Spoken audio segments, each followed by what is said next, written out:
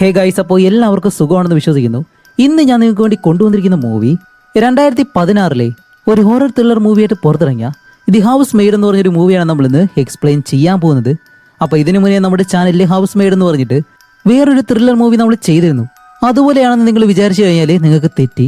കാരണം ഈ കഥയെ വേറെയാണ്. സാധാരണ ഒരു ജോലിക്കാരിയായിട്ട് ഹീറോയിൻ ചെന്ന് കയറുന്നത് ഒരു കൊടൂര വീട്ടിലേക്ക്. അതിനുശേഷം എന്താണ് സംഭവിച്ചത് എന്നാണ് ഈ സ്റ്റോറിയിൽ പറയുന്നത്. അപ്പോൾ നിങ്ങൾ ഇതുവരെയും ഈ മൂവി കണ്ടിട്ടില്ല എന്നുണ്ടെങ്കിൽ ഒരിക്കലും മിസ് ചെയ്യരുത്. അത്ര ഇൻട്രസ്റ്റിംഗ് ആയിട്ടുള്ള മൂവിയാണ്. അതുകൊണ്ട് നിങ്ങൾ സ്കിപ്പ് ചെയ്യാതെ ആദ്യം മുതൽ അവസാനം വരെ കാണാൻ ശ്രമിക്കുക. കൂടാതെ നിങ്ങളുടെ സപ്പോർട്ടായിട്ടുള്ള ഒരു ലൈക്കും. ഇത്ര മാത്രമേ ഉള്ളൂ. അപ്പോൾ അധികം താമസിക്കാതെ നമുക്ക് എന്തായാലും നേരെ സ്റ്റോറിയിലേക്ക് പോവാം. ഈ കഥയുടെ തുടക്കത്തിൽ തന്നെ കാണിക്കുന്നത് വിയറ്റ്നാമിലെ ഒരു വലിയ കാട് പ്രദേശമാണ്. കൂടുതലായിട്ട് അവിടെ ഉള്ളത് റബ്ബറാണ്. അതിന് നടുവിലൂടെ ഒഴുകുന്ന ഒരു വലിയ പുഴ. അതേപോലെ ഈ റബ്ബർ കാടിന് നടുവിലായിട്ട് അനാഥമായിട്ടുള്ള ഒരു വീട്. ഈ കഥ നടക്കുന്ന കാലഘട്ടം 1953. ഇപ്പൊ ഈ വീടിനെ പറ്റി പറയുകയാണെങ്കിൽ ഈ വീടിന്റെ ഉടമസ്ഥൻ ഒരു ഫ്രഞ്ച് സൈന്യത്തിന്റെ ക്യാപ്റ്റൻ ആയിരുന്നു. അങ്ങനെ ആ വീടിനുള്ളിലേക്ക് പോകുമ്പോൾ അതിനുള്ളിൽ വിളക്ക് പിടിച്ചൊരു പെൺകുട്ടി നിൽപ്പുണ്ട്. ഇതാണ് നമ്മുടെ ഈ മൂവിയിലെ ഹീറോയിൻ ലിൻ. ഇപ്പോൾ ലിൻ എന്താ ചെയ്യുന്നതെന്ന് വെച്ചാല് വീട്ടിലെ ഓണറിന് കോഫി കൊടുക്കാന്ന് പറഞ്ഞിട്ട് ആ റൂമിനടുത്തേക്ക് നടന്നു പോകുമ്പോൾ അവിടെയുള്ള തറയെല്ലാം പ്രത്യേകം പോലെ തോന്നുന്നു. എന്താണ് നമ്മൾ താഴെ തൊട്ടു നോക്കുമ്പോഴാണ് താഴെ നിറയെ വെള്ളമുണ്ട്. അതുമല്ല, പെട്ടെന്നാണ് ഓണറിന്റെ റൂമിൽ നിന്നും ഭയങ്കരമായിട്ടുള്ള ശബ്ദങ്ങൾ കേൾക്കുന്നു. എന്താണെന്നറിയാതെ ലിൻ ആ റൂമിനടുത്തേക്ക് വന്നിട്ട് റൂമിൽ തട്ടി നോക്കുന്നുണ്ടെങ്കിലും പക്ഷെ ആ ഒരു കതക് തുറക്കാനായിട്ട് കഴിയുന്നില്ല. ഇപ്പൊ എന്ത് സംഭവിച്ചെന്നറിയാതെ ലിൻ കുറെ നേരം അവിടെ തന്നെ നിൽക്കുമ്പോഴത്തേക്കും ഇപ്പൊ പൂട്ടിയിരുന്ന ആ ഒരു കതക് പതിയെ തുറക്കാണ്. അങ്ങനെ അവസാനം ഹീറോയിൻ അതിനകത്തേക്ക് കയറി ചെന്നിട്ട് ആ റൂമിലേക്ക് നോക്കുമ്പോൾ ആ ബെഡിൽ മുഴുവനായിട്ടും രക്തം കൊണ്ട് നിറഞ്ഞിടക്കാണ്. അടുത്തേക്ക് ചെന്ന് നോക്കുമ്പോഴാണ് ഈ വീട്ടിലെ ആ ഒരു ഓണറിനെ ആരോ ഒരാള് കത്തികൊണ്ട് കൊത്തി കൊലപ്പെടുത്തിയിരിക്കുന്നു. അങ്ങനെ ഇത് കണ്ട ഹീറോയിൻ നല്ലതുപോലെ അലറി വിളിക്കുന്നതും ഇപ്പൊ അത് കഴിഞ്ഞിട്ട് അവിടെയുള്ള പോലീസുകാർ ഹീറോയിനെ ചോദ്യം ചെയ്യാണ്. ഓക്കെ ലിൻ, നടന്ന കാര്യങ്ങൾ അതുപോലെ തന്നെ പറയണം. ഇങ്ങനെയുള്ള ഒരു സ്ഥലത്ത് നീ എങ്ങനെയാ ജോലിക്ക് വന്നത്? ആദ്യം മുതൽ എല്ലാം പറയാൻ പറയുമ്പോൾ നടന്ന കാര്യങ്ങളെല്ലാം ഹീറോയിൻ ഇപ്പോൾ പറയാൻ തുടങ്ങാണ്. എന്റെ പേര് ലിൻ എന്നാണ്. അടുത്തുള്ള ഗ്രാമത്തിലാണ് ഞാൻ താമസിക്കുന്നത്. കഴിഞ്ഞ കുറച്ച് മാസങ്ങളായിട്ട് യുദ്ധത്തിന്റെ ഭാഗമായി അടുത്തുള്ള ഒരുപാട് ഗ്രാമങ്ങളും നശിച്ചുപോയി. അങ്ങനെ എന്റെ ഗ്രാമത്തിലും ആ ഒരു യുദ്ധം വന്നപ്പോൾ എനിക്ക് അവിടെ നിൽക്കാൻ കഴിഞ്ഞില്ല. ജീവിക്കാൻ വേറെ വഴിയില്ല, ആഹാരമില്ല. എന്നെ തന്നെ സംരക്ഷിക്കാൻ വേണ്ടി വേറെ നിവൃത്തിയില്ലാതെ ആ ക്യാപ്റ്റന്റെ വീട്ടിലേക്ക് ജോലി തേടി പോയതാണ് ഞാൻ. അങ്ങനെ ആ ഒരു ഗേറ്റിനടുത്തേക്ക് വന്നിട്ട് ആ ഗേറ്റിലിട്ട് തട്ടുമ്പോഴത്തേക്കും ഒരു വയസ്സായിട്ടുള്ള സ്ത്രീയാണ് ഗേറ്റ് തുറക്കുന്നത്. അല്ല, ആരാ നീ? എന്താ ഇവിടെ വന്നതെന്ന് ചോദിക്കുമ്പോൾ ഹീറോയിൻ പറയും, ഇവിടെ നിന്ന് അടുത്താണ് എന്റെ ഗ്രാമം ഉള്ളത്. യുദ്ധത്തിൽ എന്റെ ഗ്രാമം നശിച്ചുപോയി. വേറെ വഴിയില്ല. ഇവിടെ എന്തെങ്കിലും ജോലി ഉണ്ടാവോ? അതന്വേഷിച്ചാണ് വന്നതെന്ന് പറയുമ്പോൾ ആ മുത്തശ്ശി ചോദിക്കും, ശരി, ഈ വീടിനെ പറ്റി നിന്നോട് ആരാ പറഞ്ഞെന്ന് ചോദിക്കുമ്പോൾ ഈ ഗ്രാമത്തിലുള്ള ആളുകൾ തന്നെയാണ്. ഇവിടെ വന്നു കഴിഞ്ഞാൽ ജോലി കിട്ടുമെന്നാണ് അവർ പറഞ്ഞത്. അങ്ങനെയാണ് ഇവിടേക്ക് വന്നതെന്ന് പറയുമ്പോൾ അവർ പറയും, ഓക്കെ ശരി, അമ്മയില്ലാത്ത പെൺകുട്ടിയല്ലേ, നിനക്ക് തങ്ങാനായിട്ടുള്ള റൂം, ആഹാരം ഇതെല്ലാം ഇവിടെ നിന്ന് കിട്ടും. പക്ഷെ ഒരു കാര്യം, കറക്റ്റായിട്ട് ജോലി ചെയ്യണം. ഏതെങ്കിലും വിധത്തിൽ എന്തെങ്കിലും ഒരു തെറ്റ് ചെയ്തു കഴിഞ്ഞാൽ അപ്പോൾ തന്നെ ജോലിയിൽ നിന്ന് പുറത്താക്കും എന്ന് പറയുമ്പോൾ ഹീറോയിൻ പറയും, ഇല്ല, അങ്ങനെയൊന്നും ചെയ്തില്ല, ഞാൻ നല്ലതുപോലെ തന്നെ ഇവിടെ കഴിഞ്ഞോളാന്നും പറഞ്ഞ് ഇപ്പൊ അവർ മുകളിലേക്ക് കൊണ്ടുപോയിട്ട് ഹീറോയിന് ജോലിക്കാരുടെ ഒരു വസ്ത്രവും അതേപോലെ തന്നെ ഇടാനായിട്ട് ഒരു ചെരുപ്പും കൊടുക്കുന്നുണ്ട്. അപ്പോഴാണ് അവർ ലിന്നിന്റെ കാലിലേക്ക് നോക്കുമ്പോൾ കാലിൽ മുഴുവനായിട്ടും ഒരുപാട് മുറിവുകളുണ്ട്. അപ്പൊ ഇത്രയും നേരം ഹീറോയിനോട് സംസാരിച്ചുകൊണ്ട് നിന്നത് വേറെ ആരുമല്ല, ഈ വീട്ടിലെ ഒരുപാട് ജോലിക്കാരുണ്ട്. അവരുടെ എല്ലാം അവരുടെ ഹെഡാണ്. അങ്ങനെ അവർ കൊടുത്ത ആ ഒരു വസ്ത്രവും അതേപോലെ തന്നെ ചെരുപ്പെല്ലാം ഇട്ടിട്ട് ഹീറോയിൻ ഇപ്പോൾ വീടിനുള്ളിലൂടെ നടന്നു പോവാണ്. അങ്ങനെ പോകുമ്പോഴത്തേക്കാണ് അടുത്തുള്ള റൂമിൽ നിന്നും ആരും ഒരാൾ കരയുന്നൊരു ശബ്ദം കേൾക്കുന്നു. അപ്പൊ ഇത് കേട്ട ഹീറോയിൻ ആണെങ്കിലോ നല്ലതുപോലെ പേടിയും. പക്ഷെ അവിടേക്ക് ചെല്ലത്തില്ല, നേരെ കിച്ചന്റെ ഭാഗത്തേക്ക് ചെല്ലും. അവിടെ ചെല്ലുമ്പോൾ പാചകക്കാരിയായിട്ടുള്ള സ്ത്രീ അവിടെ ഉണ്ട്. അതുമല്ല, ഹീറോയിനെ കാണുമ്പോൾ തന്നെ അവളുടെ കാലിലെ ആ ഒരു മുറിവെല്ലാം കണ്ടിട്ട് അതിലിടാൻ വേണ്ടിയുള്ള മരുന്നും കാര്യങ്ങളും ഹീറോയിന്റെ കയ്യിൽ കൊടുക്കും. അപ്പൊ ഈ ഒരു സ്ത്രീ ആണെങ്കിലോ ഒരു പാചകക്കാരി മാത്രമല്ല, ഇതുപോലെയുള്ള മരുന്നുകളെ പറ്റിയും അവർക്ക് നല്ലതുപോലെ അറിയാം. എന്നിട്ടാണ് അവര് ഹീറോയിനോട് ചോദിക്കുന്നത്, അല്ല ലിൻ, നിനക്ക് ഈ വീടിനെ പറ്റി നേരത്തെ തന്നെ അറിയുമെന്ന് ചോദിക്കുമ്പോൾ ഇല്ല, എനിക്കൊന്നും അറിയത്തില്ല എന്ന് പറയുമ്പോൾ, എന്റെ മോളെ, ഈ വീടിനെ പറ്റി ഒന്നും അറിയാതെയാണോ ഇവിടേക്ക് ജോലിക്ക് വന്നത്? ഈ വീട്ടിൽ വന്ന് നീ പെട്ടെന്ന് വേണം പറയാനായിട്ട്. ഈ വീട്ടിലെ ഓണർ ഒരു ഫ്രഞ്ച് സൈന്യത്തിന്റെ ക്യാപ്റ്റനാണ്. അതുപോലെ ഇയാൾക്ക് ഈ വീടിനടുത്തായിട്ട് തന്നെ ഒരുപാട് റബ്ബർ തോട്ടങ്ങളുണ്ട്. അവിടെ വിയറ്റ്നാമിലുള്ള ഒരുപാട് സാധാരണ ആളുകളെ വെച്ചിട്ട് ഇവർ ജോലി ചെയ്തിട്ടുണ്ട്. അതിൽ പ്രധാനപ്പെട്ട ഒരു കാര്യം എന്താണെന്നറിയോ? അന്ന് ആ കാലഘട്ടത്തിൽ ഇവിടെ ജോലി ചെയ്തിരുന്ന ആളുകൾ ഒരുപക്ഷെ അവിടെ നിന്ന് രക്ഷപ്പെട്ട് പോകാൻ ശ്രമിച്ചാലോ, അല്ലാന്നുണ്ടെങ്കിൽ ജോലി കറക്റ്റായിട്ട് ചെയ്തില്ല എന്നുണ്ടെങ്കിലോ അവരെല്ലാവരെയും കൊന്ന് ആ റബ്ബർ തോട്ടത്തിൽ തന്നെ കുഴിച്ചിടും. അപ്പൊ ഈ കഥ കേൾക്കുമ്പോഴത്തേക്കും ഹീറോയിൻ നല്ലതുപോലെ പേടിക്കുന്നുണ്ട്. അപ്പൊ അവർ ചോദിക്കും, ലിൻ, നിനക്ക് പ്രേതങ്ങളിൽ വിശ്വാസം ഉണ്ടോ എന്ന് ചോദിക്കുമ്പോൾ ഇല്ല, വിശ്വാസം ഇല്ല എന്ന് പറയുമ്പോൾ അങ്ങനെയാണെങ്കിൽ നീ പേടിക്കണം. കാരണം ആ റബ്ബർ തോട്ടങ്ങളിൽ മരിച്ചുപോയവരുടെ പ്രേതങ്ങൾ ഇപ്പോഴും ഈ വീടിനെ ചുറ്റിപ്പറ്റി നടക്കുന്നുണ്ട്. അപ്പോൾ ഹീറോയിൻ പറയും, അതെ, ഞാൻ ഈ വീടിനകത്തേക്ക് വരുമ്പോൾ ആരോ കരയുന്നൊരു ശബ്ദം കേട്ടിരുന്നു എന്ന് പറയുമ്പോൾ ഞാൻ പറഞ്ഞില്ലേ ഇവിടെ ആത്മാക്കളുണ്ടെന്ന്. പറയും, അതൊരു പെണ്ണിന്റെ കരച്ചിലായിരുന്നു എന്ന് ചോദിക്കുമ്പോൾ ഹീറോയിൻ പറയും, അതെ, ഒരു പെണ്ണിന്റെ കരച്ചിലായിരുന്നു എന്ന് പറയുമ്പോൾ ഇപ്പോഴാണ് ആ ഒരു സ്ത്രീ മറ്റൊരു കഥ പറയാൻ തുടങ്ങുന്നത് കുറെ വർഷങ്ങൾക്ക് മുന്നേ ഈ ഓണറിന് മറ്റൊരു ഭാര്യ ഉണ്ടായിരുന്നു. അവരാണെങ്കിലോ തന്റെ ഭർത്താവിന് വേണ്ടി എന്നും ഈ വീട്ടിൽ കാത്തു കഴിയും. പക്ഷേ ഭർത്താവാണെങ്കിലോ എപ്പോഴും യുദ്ധം എന്ന് പറഞ്ഞിട്ട് ഈ വീട്ടിലുണ്ടാവാറില്ല. അയാളുടെ ഭാര്യയാണെങ്കിലേ അവരുടെ കുഞ്ഞിനെ കയ്യിൽ വെച്ചിട്ട് തന്റെ ഭർത്താവ് ഇപ്പോൾ വരും അല്ലെങ്കിൽ നാളെ വരും എന്ന് വിചാരിച്ച് ഒരുപാട് കാലം ഈ വീടിനകത്ത് തന്നെ കഴിഞ്ഞു. അങ്ങനെ ഓരോ ദിവസം കഴിയുന്തോറും ആ ഭാര്യയ്ക്ക് മാനസികമായിട്ടുള്ള ബുദ്ധിമുട്ടുകൾ വരാൻ തുടങ്ങി. അവസാനം അവരുടെ കയ്യിലുണ്ടായിരുന്ന സ്വന്തം കുഞ്ഞിനെ വെള്ളത്തിൽ മുക്കി കൊല്ലുമായിരുന്നു. പക്ഷെ അപ്പോഴും മരിച്ചുപോയ കുഞ്ഞിന്റെ ശരീരം അവർ കുഴിച്ചു മൂടിയിരുന്നില്ല. തന്നോടൊപ്പം തന്നെ ആ ഒരു കുഞ്ഞിന്റെ ശരീരം കൊണ്ടു നടക്കുമായിരുന്നു. അങ്ങനെ ദിവസങ്ങൾ കഴിഞ്ഞപ്പോൾ ആ കുഞ്ഞിന്റെ ശരീരം അഴുകിപ്പോയി. അവസാനമാണ് ആ സ്ത്രീക്ക് താൻ ചെയ്ത തെറ്റെന്താണെന്ന് മനസ്സിലായത്. അവര് കല്യാണം കഴിച്ച അവരുടെ ഭർത്താവ് ഇതുവരെയും തിരിച്ചു വന്നില്ല. താൻ പ്രസവിച്ച തന്റെ കുഞ്ഞിനെ അവർ കൊല്ലുകയും ചെയ്തു. അതുമല്ലാതെ ആ ഒരു മാനസിക പ്രശ്നവും ഇതെല്ലാം കാരണം തന്റെ മരിച്ചുപോയ കുഞ്ഞിനെയും കയ്യിൽ വെച്ചിട്ട് ഈ കാടിന് നടുവിലുള്ള വലിയൊരു പുഴയുണ്ട്, അതിനുള്ളിലേക്ക് പതിയെ പതിയെ ഇറങ്ങിപ്പോയി അവരതിൽ വെച്ച് മരിക്കുമായിരുന്നു. അങ്ങനെ ഈ കഥ പറഞ്ഞിട്ട് ഇപ്പൊ ആ ഒരു സ്ത്രീ പറയും, പക്ഷെ അതിനുശേഷം മരിച്ചുപോയ അവരുടെ ഭാര്യയുടെ ശരീരം ഒരാഴ്ചയായിട്ടാണ് ആ ഒരു പുഴയിൽ അന്വേഷിച്ചത്. പക്ഷെ ഇതുവരെയും കണ്ടുകിട്ടിയിട്ടില്ല. അതുകൊണ്ട് മരിച്ചുപോയ ആ ഓണറിന്റെ ഭാര്യയുടെ ആത്മാവ് ഇപ്പോഴും ഈ വീടിനകത്ത് ചുറ്റി നടക്കുന്നുണ്ടെന്നാണ് എല്ലാവരും വിശ്വസിക്കുന്നത്. ആ ഒരു ആത്മാവിന്റെ ശബ്ദമാണ് നീ കേട്ടത്. അവരാണ് ഇടയ്ക്കിടയ്ക്ക് കരയുന്നതായിട്ടും നീ ആ ശബ്ദം കേട്ടല്ലോ എന്നെല്ലാം ഹീറോയിനോട് ഇപ്പോൾ പറയുമ്പോൾ ഇതെല്ലാം കേട്ടിട്ടും ഹീറോയിന് ആ കഥയോട് വലിയ വിശ്വാസമൊന്നുമില്ല. അതുകൊണ്ട് അവള് സാധാരണ രീതിയിൽ അവിടെ ജോലി ചെയ്യാൻ തുടങ്ങുന്നു. ഇപ്പൊ ഒരു ദിവസം ആ ജോലിക്കാരിയും അതേപോലെ തന്നെ ഹീറോയിനും രണ്ടുപേരും മാർക്കറ്റിൽ പോയിട്ട് സാധനങ്ങളെല്ലാം വാങ്ങി തിരിച്ചു നടന്നു വരികയാണ്. അങ്ങനെ പച്ചക്കറികളെല്ലാം വാങ്ങിയിട്ട് ഇപ്പോൾ വീട്ടിലേക്ക് വിറക് കൊണ്ടുപോകാൻ വേണ്ടി ഈ വിറക് വെട്ടുന്ന ഒരാളെ കണ്ട് അവനോട് കാര്യങ്ങളൊക്കെ പറഞ്ഞിട്ട് ഇപ്പോൾ രണ്ടുപേരും തിരിച്ച് വീട്ടിലേക്ക് വരുന്നു. അങ്ങനെ അത് കഴിഞ്ഞിട്ട് ഹീറോയിൻ ഈ വീട്ടിലെ ജോലികളെല്ലാം ഏകദേശം ചെയ്ത് തീർത്തു. അത് കഴിഞ്ഞ് താൻ താമസിക്കുന്ന ആ ഒരു സ്ഥലത്തേക്ക് പോകാമെന്ന് വിചാരിച്ച് പോകാനായിട്ട് നിൽക്കുമ്പോൾ മൊത്ത വീട്ടിലെയും പവർ ഉണ്ടല്ലോ അതങ്ങ് കട്ടായി പോവും. അപ്പോൾ അവിടെയുള്ള ആ ഒരു പാചകക്കാരി ഒരു വിളക്ക് കത്തിച്ച് ഹീറോയിൻ്റെ കയ്യിൽ കൊടുത്തിട്ട് ദേ ഇത് വെച്ചിട്ട് വീട്ടിലെ ജോലികളൊക്കെ ചെയ്തു തീർക്ക് എന്ന് പറഞ്ഞാൽ ഒരു വിളക്ക് ഹീറോയിൻ്റെ കയ്യിൽ കൊടുക്കുമ്പോൾ ഹീറോയിൻ ആ ഒരു വിളക്ക് എടുത്ത് ഈ വീട്ടിലെ മരിച്ചുപോയ ആ ഒരു ഭാര്യയുടെ റൂമിനടുത്തൂടെ പോകുമ്പോഴത്തേക്കും ആ റൂമിനുള്ളിൽ അമാനുഷികമായിട്ടുള്ള പല ശബ്ദങ്ങൾ കേൾക്കുന്നു. അപ്പോൾ എന്താണെന്ന് അറിയാൻ വേണ്ടി ഹീറോയിൻ ആ റൂമിനകത്തേക്ക് നടന്നു വരും. അവിടെ വന്ന് നോക്കുമ്പോഴാണ് ആ കുഞ്ഞ് കിടക്കുന്ന തൊട്ടിലുണ്ടല്ലോ അത് ആടുന്നുണ്ട്. അങ്ങനെ അടുത്തേക്ക് ചെന്ന് നോക്കുമ്പോഴത്തേക്കാണ് രണ്ട് കൈകൾ ഒന്ന് അവളുടെ കഴുത്തിലേക്ക് പിടിക്കുമ്പോൾ പെട്ടെന്ന് ഹീറോയിൻ ഞെട്ടി എഴുന്നേൽക്കുന്നു. ഇത്രയും നേരം കണ്ടത് വേറെ സ്വപ്നമായിരുന്നു. അങ്ങനെ അതും കണ്ടിട്ട് പെട്ടെന്ന് എഴുന്നേറ്റ് ജനാല വഴി താഴേക്ക് നോക്കുമ്പോൾ ഈ വീട്ടിലെ ഓണർ ഒരു സൈനിക ക്യാപ്റ്റനാണെന്ന് പറഞ്ഞല്ലോ. ആ ക്യാപ്റ്റനെ ആരോ തോക്ക് ഉപയോഗിച്ച് ഷൂട്ട് ചെയ്ത് കൊല്ലാൻ ശ്രമിച്ചു. പക്ഷെ എങ്ങനെയോ രക്ഷപ്പെട്ടു. അതുകൊണ്ട് കാർ ഓടിച്ച് ഈ വീട്ടിലേക്ക് വന്നിട്ട് അവിടെയുള്ള മരത്തിൽ ഇടിച്ചങ്ങ് നിൽക്കാണ്. അപ്പോൾ ജോലിക്കാരെല്ലാം വെളിയിലേക്ക് വന്നിട്ട് ആ ക്യാപ്റ്റനെ എടുത്ത് അകത്തേക്ക് കൊണ്ടുപോകും. ഇപ്പൊ അകത്തേക്ക് വരുന്നതും ഹീറോയിൻ ഇത് കണ്ടിട്ട് ഓടി വന്ന് തറയിലുള്ള രക്തമെല്ലാം തുടച്ചെടുക്കുകയാണ്. അങ്ങനെ റൂമിലേക്ക് നോക്കുമ്പോൾ ആ ജോലിക്കാരിയും അതേപോലെ തന്നെ പാചകക്കാരി അവരാണെങ്കിലോ അവർക്കറിയാവുന്ന മരുന്നുകളെല്ലാം ഓണറിന്റെ ശരീരത്തിലേക്ക് വെക്കുന്നുണ്ട്. ഇപ്പൊ എന്തൊക്കെ ചെയ്തിട്ടും ആ ക്യാപ്റ്റന്റെ വേദന മാറുന്നില്ല. അയാളാണെങ്കിൽ ശബ്ദം ഉണ്ടാക്കി കരയാണ്. അപ്പോഴാണ് ആ ഒരു പാചകക്കാരി ചോദിക്കുന്നത്, മേഡം ഞങ്ങൾക്കറിയുന്ന ഒരു മന്ത്രമരുന്നുണ്ട്, അതെടുത്ത് കൊടുക്കട്ടെ എന്ന് ചോദിക്കുമ്പോൾ മറ്റേ സ്ത്രീ പറയും, ഇല്ല, ഈ ഫ്രഞ്ചുകാർക്ക് ഒരിക്കലും ഇതുപോലുള്ള കാര്യങ്ങളിൽ വിശ്വാസമില്ല. അതുകൊണ്ട് തന്നെ ആ മരുന്ന് അവർ നിരോധിച്ചിരിക്കുകയാണ്. അതുകൊണ്ട് രാത്രി മുഴുവൻ നീ വേണം ക്യാപ്റ്റന് കാവലിരിക്കാൻ വേണ്ടി. ക്യാപ്റ്റന്റെ ജീവൻ രക്ഷിച്ചേ മതിയാവൂ. എന്നാൽ വയസ്സായിട്ടുള്ള സ്ത്രീ പറയുമ്പോഴത്തേക്കും പാചകക്കാരിക്കാണെങ്കിലും അത്രയും ദേഷ്യം. അങ്ങനെ അത് കഴിഞ്ഞപ്പോൾ അടുത്ത ദിവസം ഹീറോയിൻ ഇപ്പോൾ ഓണറിന് കഴിക്കാൻ വേണ്ടി ജ്യൂസും മറ്റു കാര്യങ്ങളൊക്കെ കൊണ്ടുവരാണ്. അങ്ങനെ അകത്തേക്ക് വരുമ്പോൾ ഓണർ നല്ല ഉറക്കം. അടുത്തേക്ക് വന്നിട്ട് ശ്വാസം ഉണ്ടോ ഇല്ലേന്ന് അറിയാൻ വേണ്ടി അവൾ കൈ ഇങ്ങനെ നീട്ടുമ്പോഴത്തേക്കും ആ ഓണർ പെട്ടെന്ന് അവളുടെ കൈ പിടിച്ച് കടിക്കാൻ ശ്രമിക്കുന്നു. ഇത് കണ്ട ഹീറോയിൻ പെട്ടെന്ന് പേടിച്ചിട്ട് ആ റൂം വിട്ട് വെളിയിലേക്ക് പോകും. അങ്ങനെ അത് കഴിഞ്ഞിട്ട് അടുത്ത സീനിലെ ഇപ്പോൾ വീട്ടിലുള്ള ജോലിക്കാരെല്ലാം വിളിച്ചു നിർത്തി ആ ലീഡറായിട്ടുള്ള ലേഡി ഉണ്ടല്ലോ അവരിപ്പോൾ എല്ലാവരോടും പറയും, എൻ്റെ അമ്മയ്ക്ക് വയ്യ, അതുകൊണ്ട് ഞാൻ എൻ്റെ നാട്ടിലേക്കൊന്ന് പോയിട്ട് വരികയാണ്. ഞാൻ പോയിട്ട് വരുന്നത് വരെ ഓണറിനെ നോക്കേണ്ട ചുമതല നിങ്ങൾക്കാണ്. അതുപോലെ ഇന്നലെ രാത്രി ആ പാചകക്കാരിയും ഇവരും തമ്മിൽ ഒരു വഴക്കായിരുന്നല്ലോ. അതുകൊണ്ട് ഓണറിനെ നോക്കാനുള്ള ആ ഒരു ജോലി നമ്മുടെ ഹീറോയിനെ ഏൽപ്പിക്കുന്നു. ഇത് കാണുമ്പോഴത്തേക്കും പാചകക്കാരിക്ക് നല്ല ദേഷ്യം വരുന്നുണ്ട്.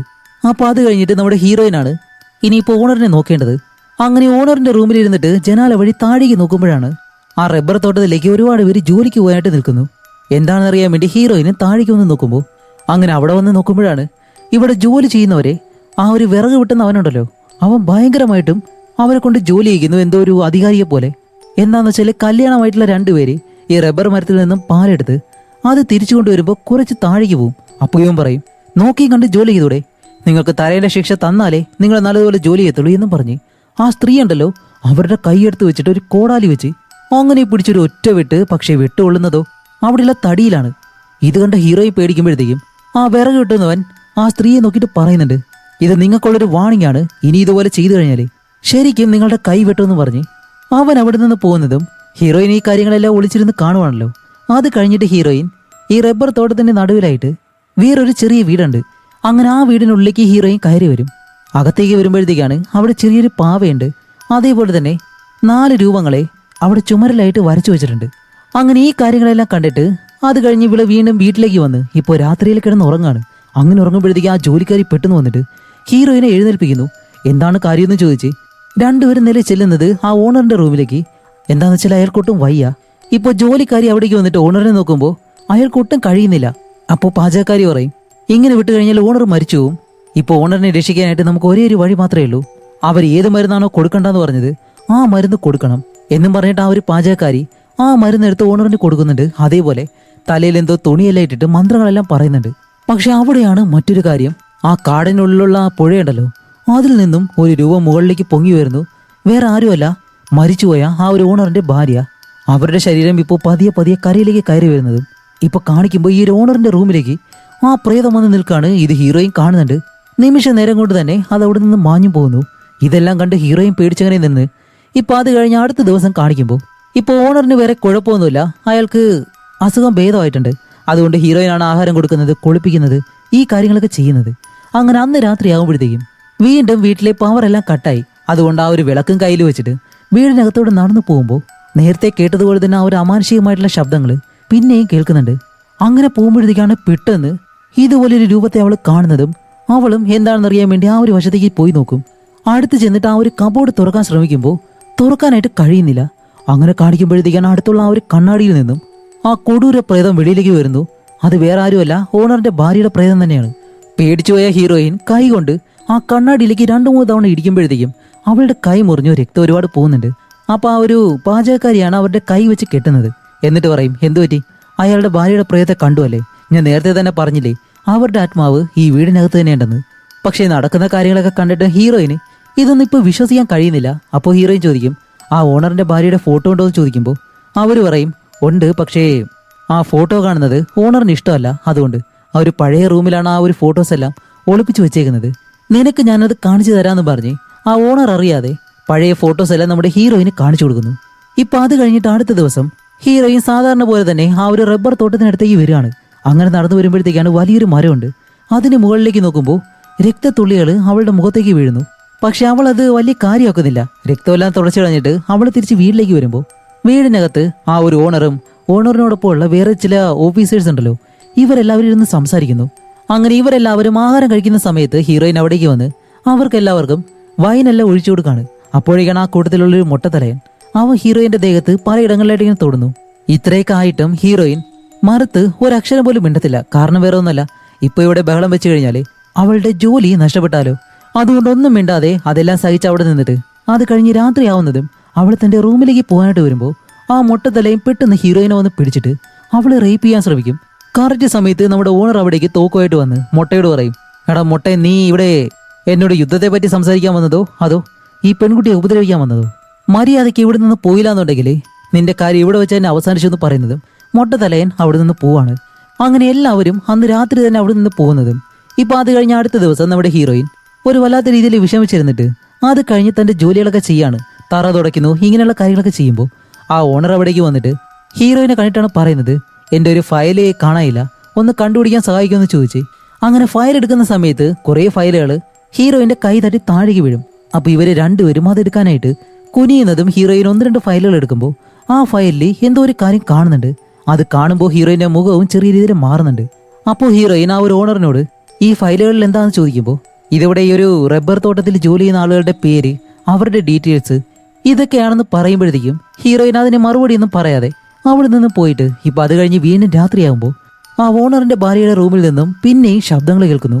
അപ്പോൾ വീണ്ടും വീണ്ടും ഈ ശബ്ദം കേൾക്കുന്നത് കൊണ്ട് തന്നെ റൂമിനകത്തേക്ക് കയറിപ്പോയ ഹീറോയിൻ അവിടെ ആ ഒരു ഭാര്യയുടെ ചിത്രമുണ്ട്, അതേപോലെ തന്നെ കണ്ണാടിയുണ്ട്. ആ കണ്ണാടിയിലേക്ക് വന്ന് നോക്കുമ്പോൾ അതിനകത്ത് ആ ഭാര്യയുടെ രൂപം തെളിഞ്ഞു വരുന്നു. ഇത് കണ്ട ഹീറോയിനെ ഇവിടെ നടക്കുന്നത് എന്താണെന്ന് പോലും മനസ്സിലാവുന്നില്ല. അത് കഴിഞ്ഞ അടുത്ത ദിവസം വീണ്ടും ഹീറോയിൻ ഇപ്പോ ആ ഒരു റബ്ബറും കാടിനുള്ളിലൂടെ നടന്നു പോവാണ്. അങ്ങനെ നടന്നു പോകുമ്പോഴത്തേക്കാണ് അവൾ അകത്തേക്ക് വന്ന ആ ഒരു വഴി മറന്നുപോയി. ഇനിയിപ്പോ എങ്ങനെ പുറത്തേക്ക് പോകണമെന്ന് ഹീറോയിൻ അറിയത്തില്ല. അങ്ങനെ നടന്നു പോകുമ്പോൾ കുറച്ചു പേര് ഈ കാടിനുള്ളിലൂടെ നടന്നു പോകുന്നുണ്ട്. ഓക്കെ അവരുടെ പിറകെ പോയിട്ട് വഴി കണ്ടുപിടിക്കാന്ന് പറഞ്ഞ് അവരുടെ പിറകെ തന്നെ കുറെ ദൂരം നടക്കുമ്പോഴത്തേക്കും പെട്ടെന്ന് അവര് മൂന്നുപേരെ കാണാനില്ല. ഹീറോയിൻ ആണെങ്കിലോ ഇവരെ കാണാതെ പേടിച്ച് കുറച്ച് മുന്നിലേക്ക് വരുമ്പോൾ പെട്ടെന്ന് ഇരുട്ടാൻ തുടങ്ങുന്നു. ഇപ്പൊ അങ്ങനെ പേടിച്ചോടുമ്പോഴത്തേക്കാണ് രണ്ട് പ്രേതങ്ങൾ വന്നിട്ട് ഹീറോയിൻ അങ്ങനെ പേടിപ്പിക്കും. അത് കണ്ട് പേടിച്ചിട്ട് ഹീറോയിൻ അവിടെ നിന്ന് തിരിഞ്ഞു നോക്കുമ്പോൾ ആ ഓണറിന്റെ ഭാര്യയുടെ പ്രേതം അവിടെ നിൽക്കുന്നു. അതുമല്ല ഇപ്പൊ അവരുടെ ശരീരത്തിൽ നിന്നും ഒരുപാട് കാക്കകൾ പറന്നു വന്ന് ഹീറോയിനെ അറ്റാക്ക് ചെയ്യാണ്. അങ്ങനെ പേടിച്ച് ഹീറോയിന്റെ ബോധം പോകാറായിട്ട് ഓടി അങ്ങനെ വരുന്നതും പെട്ടെന്ന് ആ ഒരു ഓണർ ഉണ്ടല്ലോ അയാൾ അവിടേക്ക് വന്ന് ഹീറോയിനെ പിടിക്കും.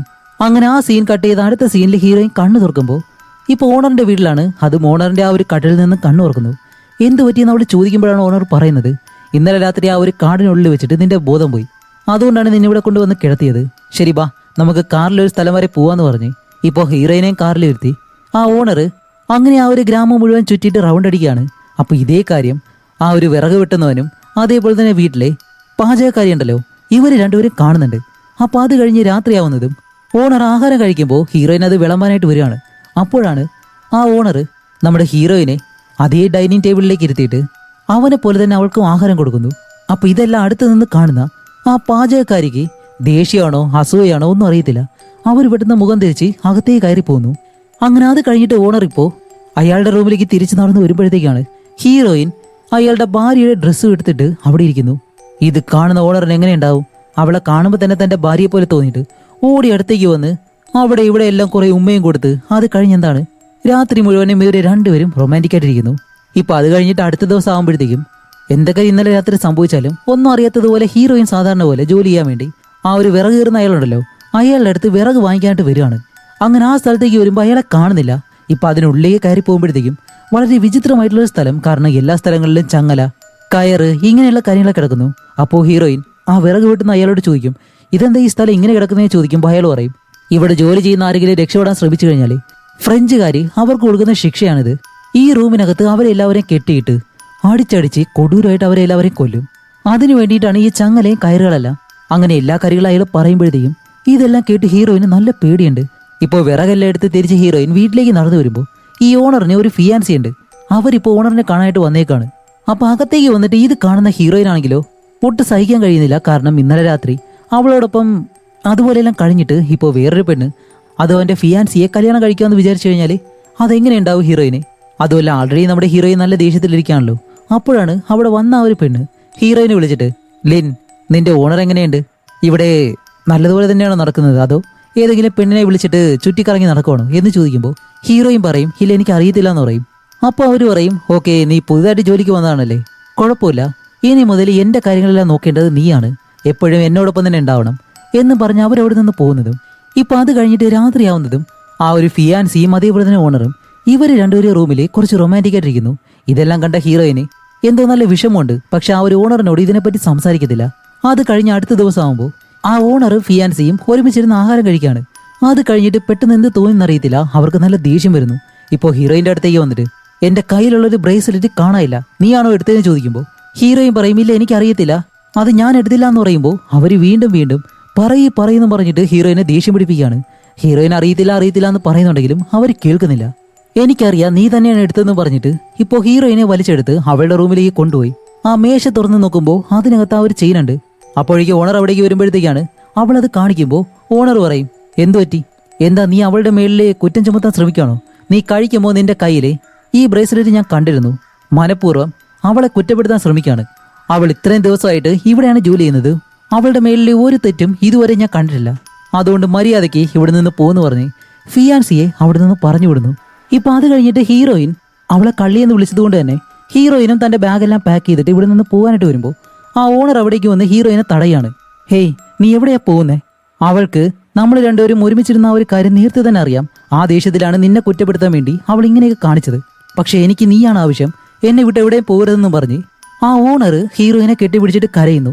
അപ്പോൾ തന്നോട് ഇത്രയും സ്നേഹമുള്ളത് കൊണ്ട് തന്നെ ഹീറോയിനും ആ ഒരു വീട്ടിൽ നിൽക്കാനായിട്ട് സമ്മതിക്കുകയാണ്. അതേസമയം ഈ ഒരു ഫിയാൻസിയെ കാണിക്കുമ്പോൾ അവളിപ്പോൾ ദേഷ്യത്തിലെ കാർ എടുത്ത് വെളിയിലേക്ക് പോവാണ്. അങ്ങനെ ഒറ്റയ്ക്ക് കാടിനുള്ളിലൂടെ കാർ ഓടിച്ചുകൊണ്ട് പോകുമ്പോഴത്തേക്കും റോഡിൽ എന്തോ ഒരു കറുത്ത രൂപം കിടക്കുന്നു. അത് കാണാതെ അവൾ ആ ഒരു കാറ് അതിന് മുകളിലൂടെ കയറ്റി ഇറക്കി അയ്യോ എന്തിനെ ഒന്ന് ഇടിച്ചെന്നും പറഞ്ഞിട്ട് പെട്ടെന്ന് വണ്ടി നിർത്തിയിട്ട് ഇറങ്ങി നോക്കുമ്പോഴത്തേക്ക് ഈ റോഡിൽ ആ ഒരു കറുത്ത രൂപം കിടപ്പുണ്ട്. ഇതാരാണെന്നെല്ലാം ചോദിച്ച് ഫിയാൻസി അടുത്തേക്ക് വരുന്നതും അത് ആ ഒരു ഓണറിന്റെ ഭാര്യയുടെ പ്രേതമായിരുന്നു. പെട്ടെന്ന് എഴുന്നേറ്റ് അവളുടെ മുന്നിലേക്ക് വരുമ്പോൾ ഫിയാൻസി ഇത് കണ്ട് പേടിച്ച് ഒരു ഒറ്റ ഓട്ടം. കാർ എടുക്കാൻ പോലും കഴിയത്തില്ല. അങ്ങനെ അവൾ ഓടി പോകുമ്പോൾ പെട്ടെന്ന് ആ ഒരു പ്രേതം അടുത്തേക്ക് വന്നിട്ട് ഈ കാറ് തനിയെ സ്റ്റാർട്ടായി. എന്നിട്ട് ഫിയാൻസിയുടെ പുറകെ വന്ന് ഇവരെ ഒറ്റയിടി അവരവിടെ വെച്ച് തന്നെ മരിച്ചു. അപ്പൊ ഇവിടെ ഫിയാൻസിക്ക് സംഭവിച്ച ആ ഒരു കാര്യം ഓണറോ ഹീറോയിനോ ആരും അറിഞ്ഞിട്ടില്ല.